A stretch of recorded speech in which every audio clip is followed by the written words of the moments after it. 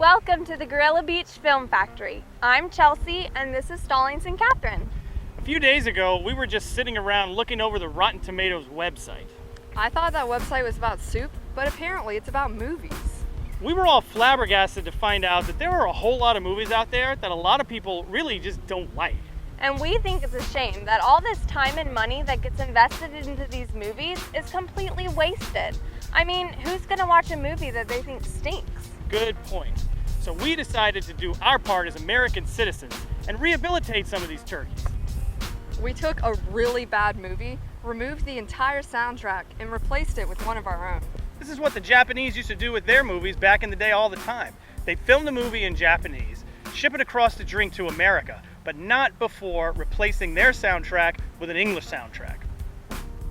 Sure, it was a little annoying. After all, the lips don't really sync up with the words, but who cares? It's still better than sitting there watching a lot of gibberish on screen, right? And it salvaged some great movies that otherwise would have been forgotten forever. Like what? Like the classics, Godzilla, Godzilla vs. Megalon, Godzilla vs. Frankenstein, Godzilla vs. King Kong, Godzilla vs. Mechagodzilla, and of course The Notebook. But dubbing isn't just for Japanese films. It works just as good on any films that everybody thinks stinks. So we went through the archives of public domain movies. That means we could do whatever we wanted to do with them without having to pay. And we found a movie so magnificent in its concept, but so wretched in its execution, that we decided it deserved another shot at history. The film is called Murder on Flight 502. It was originally made for television and aired on November 21st, 1975, back during the Goldwater administration. I think it was Nixon. No, Ford. What's the difference?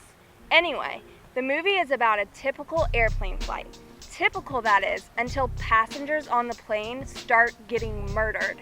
The film is a real classic combination disaster movie and whodunit. Believe it or not, it was the highest rated TV program that week.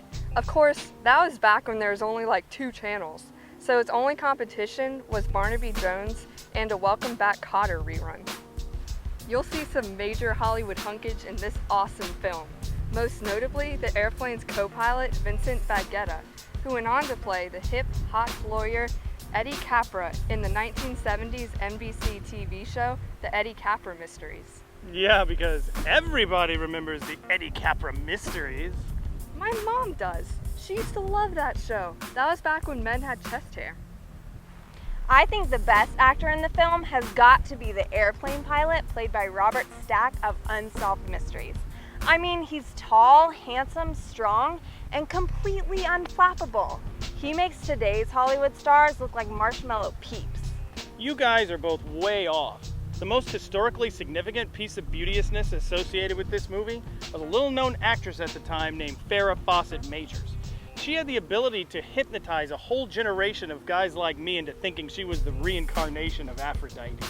Maybe on this re-release, she can have the same effect on the American youth of today. I thought her name was just Farrah Fawcett. Well, she was married to the Bionic Man at the time. I thought his last name was Man. In order to further set the historical context for this landmark film, let's take you back in time, back into the history of 1975. In 1975, Bic introduced the first disposable razor. Before this, it was illegal to dispose of your razor. Kind of like motor oil today. So people just had to stockpile these old razors in their bathroom, which was dangerous for kiddies and freaked everyone else out. It was in 1975 that The Price is Right expanded from 30 minutes to 1 hour. That means 2 segments of spinning the giant numerical tractor wheel. And double the Plinko. And twice the number of pets that Bob Barker ordered to have spayed or neutered. So, may have made the public happy, but the pets, not so much. A gallon of gas only costs 44 cents, and the average car only costs $4,250. If those prices still held today, the average American could waste his income on 6 more cell phones, 10 more iPads, and 27 more inches of TV. In addition to Murder on Flight 502, the top films of 1975 were the smash blockbuster Jaws and the lovable little family film Benji, about a lovable little dog. Oh, I love Benji. Oh, I love Jaws. He's so cute. The sequel to both films was released in 1977, but it was a dismal failure. It was called Jaws Eats Benji. I just got that on Blu-ray. The top shows of 1975 were crime drama Starsky and Hutch, the historical drama Little House on the Prairie, and the junkyard drama of Sanford and Son. These shows were originally conceived as one show called Little Hutch on the Starsky and Son. It was decided that the action would be too intense for television. Stallings, you were alive in 1975, weren't you? I sure was, but I was just a little kid. Do you remember anything of historical significance? Oh yeah, I was heavy into politics when I was 5. In fact, the most significant vice president that ever served in the 20th century served in 1975. His name was Charles Nelson Riley, and he was the first sitting vice president to ever hit the $500 number on Match Game 3 weeks in a row. Who was the first lady?